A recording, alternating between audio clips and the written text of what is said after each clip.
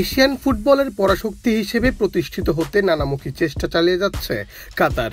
সেই লক্ষ্য নিয়েই আয়োজন করে 2022 বিশ্বকাপ। ঘরোয়া ফুটবলকে শক্তিশালী করতেও নিয়েছে নানা উদ্যোগ। এরই মধ্যে এশিয়ার শীর্ষ 5 ফুটবল লিগের তালিকায় জায়গা করে নিয়েছে কাতার স্টার লিগ। পেট্রো ডলারের হাতছানিতে ইউরোপের বিভিন্ন ক্লাব থেকে ছুটে এসেছেন নামিদামি সব খেলোয়াড় আর কোচ। বার্সেলোনার দায়িত্ব নেওয়ার ঠিক আগে কাতার স্টার লিগের আল সাদ ক্লাবের কোচ ছিলেন জাভি হার্নান্দেজ। আল রাইয়ান এসসির হয়ে খেলেছেন 2014 বিশ্বকাপের সর্বোচ্চ গোলদাতা কলম্বিয়াস হামেস রদ্রিগেজ। এই তালিকায় আরও আছেন 18 একই বিশ্বকাপে স্পেনের হয়ে খেলা জাভি মার্টিনেজ। ওই বিশ্বকাপের সেমিফাইনালে বেলজিয়ামের প্রথম একাদশে থাকা টবি আল্ডারওয়াইরেল্ড। এসব তারকার সাথেই কাতার স্টার লিগে মাঠ মাতিয়েছেন বাংলাদেশের এক কিশোর ফুটবলার।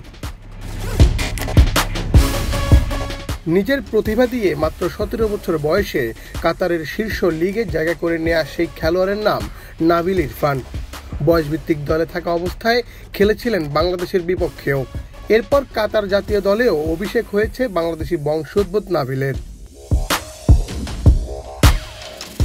নাবিল ইরফানের মা বাবা দুইজনই বাংলাদেশের। তাদের গ্রামের বাড়ি ব্রাহ্মণবাড়িয়ায়। চাকরি সূত্রে কাতারে বসবাস এই দম্পতির। 2004 সালে কাতারে জন্মগ্রহণ করেন নাবিল। সেখানেই বেড়ে ওঠা। অ্যাসপায়ার একাডেমিতে ফুটবল যাত্রা শুরু তরুণ ডিফেন্সিভ মিডফিল্ডারের। পড়াশোনা শুরু বাংলাদেশি দূতাবাস পরিচালিত বাংলাদেশ MHM স্কুলে। ফুটবলে দক্ষতার কারণে বিখ্যাত অ্যাসপায়ার একাডেমিতে ভর্তির সুযোগ পেয়ে যায় নাবিল।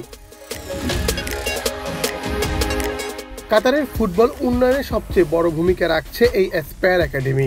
দেশটির সর্বোচ্চ পর্যায়ের প্রতিভাবান ফুটবলারদের গড়ে তোলার কাজ করছে এই একাডেমি। অ্যাসপায়ার থেকেই উঠে এসেছেন বাংলাদেশের আরেক ফুটবলার ওবায়দুর রহমান নবাব। 15 বছর বয়সে কাতারের অনূর্ধ্ব-16 জাতীয় দলে জায়গা করে নেন নাবিল ইরফান।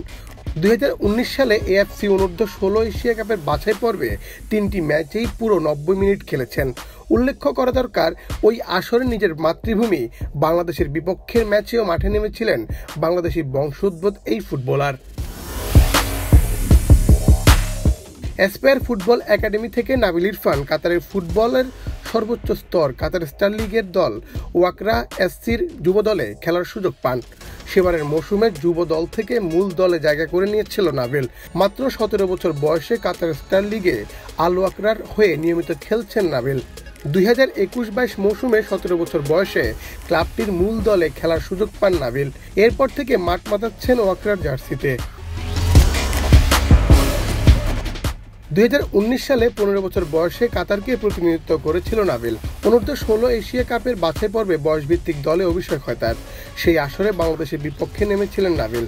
2022 সালে কাতারের অনূর্ধ্ব-23 দলে ডাক পান নাবিল। 2023 সালে অনূর্ধ্ব-20 এশিয়া কাপে কাতারের জার্সিতে মাঠও মাতান। একই বছর অনূর্ধ্ব-23 এশিয়ান কাপের কাতারের জার্সিতে মাঠে নামেন বাংলাদেশি বংশোদ্ভূত মিডফিল্ডার। মাঠের পারফরম্যান্সে জায়গা করে নেন কাতার জাতীয় দলেও। গত নভেম্বরে আন্তর্জাতিক ফুটবলে অভিষেক হয় নাবিলের। 2026 বিশ্বকাপের বাছাই পর্বে ভারতের বিপক্ষে মাঠে নামেন বাংলাদেশি বংশোদ্ভূত নাবিল ইরফান।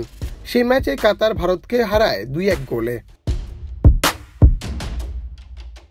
নাবিল ইরফানের মূল পজিশন সেন্ট্রাল ডিফেন্ডার। তার চেয়ে বেশি বয়সী ও অভিজ্ঞ স্ট্রাইকারদের সামলাতে এরই মধ্যে নিজের দক্ষতা প্রমাণ করেছে এই ফুটবলার। এভাবেই নাবিলদের মতো তরুণ প্রতিভাবান খেলোয়াড়দের জাতীয় দলের জন্য গড়ে তুলছে কাতার। একসময় অনেক ফুটবল প্রেমী আশা করেছিলেন বাংলাদেশের হয়ে মাঠে নামবেন নাবিল। তবে কাতারের জার্সিতে অভিষেক হওয়ায় সেই সম্ভাবনা এখন একেবারেই ক্ষীণ।